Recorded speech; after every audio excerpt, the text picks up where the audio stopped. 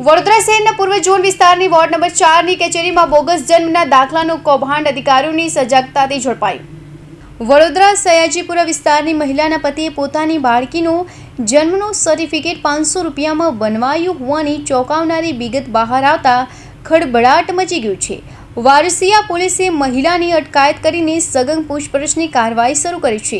શહેરના વિવિધ વિસ્તારમાં જન્મના બોગસ દાખલા કાઢી આપવાનું કૌભાંડ ચાલી રહ્યું છે।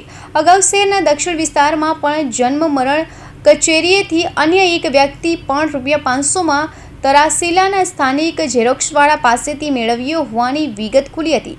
ત્યારબાદ શહેરના પૂર્વ ઝોન વિસ્તારની વોર્ડ નંબર 4ની કચેરીમાં પણ સયાજીપુરા વિસ્તારમાં રહેતી એક મહિલા બાળકીને લઈને તેનું આધાર કાર્ડ કઢાવવા આવી હતી।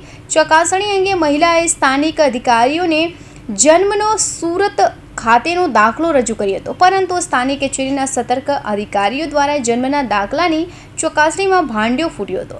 આ અંગે મહિલાએ જણાવ્યું હતું કે મારી દીકરીનો જન્મનો દાખલો મારા પતિએ ₹500માં કઢાવ્યો હોવાનું કહ્યું હતું। સુરતનો દાખલો હતો।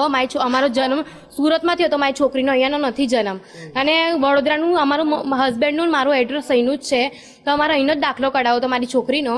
તેના માટે અમે નવું એને કીધું કે બર્થ સર્ટિફિકેટ નવું કઢાવવું પડશે તમારે, કેમ કે આધાર કાર્ડ અહીંનું કઢાવવું છે તો અહીંનું કઢાવવું પડશે, અને એના કારણે એના પપ્પાએ નવું બર્થ સર્ટિફિકેટ કઢાવ્યું હતું એમ। બાકી આ જન્મ દાખલો તો કંઈને નહીં ચાલે, તો કે કઢાવવું પડશે નવું, એટલા માટે નવું કઢાવ્યું, બાકી કંઈ કારણ નથી। તો અહીંયા અમારા ઘર પાસે એક ઓફિસ છે, ત્યાંથી કઢાયો હતો।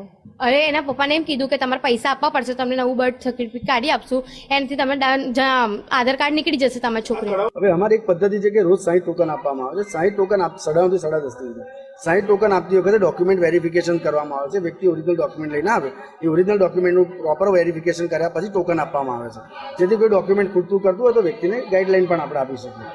હવે એ તબક્કા દરમિયાન જે અરજદાર હતા એ બર્થ સર્ટિફિકેટ એમને રજૂ કરવા માટે વેરીફાઈ કરવા માટે નવું કરવાનું હતું, એ વેરીફાઈ કરવા માટે આવ્યા હતા। તો બર્થ સર્ટિફિકેટ જોતાની સાથે ઓપરેટરને ખ્યાલ આવી ગયો, કારણ કે દર 15 દિવસે અમે 3-3 કલાકની સઘન ટ્રેનિંગ હું આપતો રહું છું, જે ગાંધીનગરથી પણ અમને ટ્રેનિંગ આપવામાં આવે છે, અમે એ મુજબ આપતા હોઈએ છીએ। એટલે એ જે ડોક્યુમેન્ટ અમે જે વેરીફાઈ કર્યા તે ઓપરેટર દ્વારા જે વેરીફાઈ કરવામાં ત્યારે એમના હાથમાં આવતાની સાથે જે QR કોડ સ્કેન કર્યો તો વેબસાઇટ નોટ ફાઉન્ડ આઉટ, એટલે સર્ટિફિકેટની ડિઝાઇન ઉપરથી ખ્યાલ આવી ગયો કે તદ્દન ખોટું છે।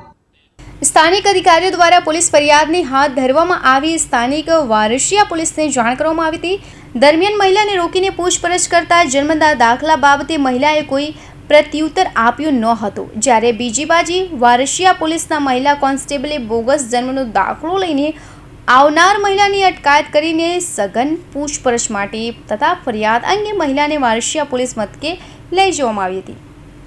કૌશિક પટેલનો report, Hind TV news, Surat.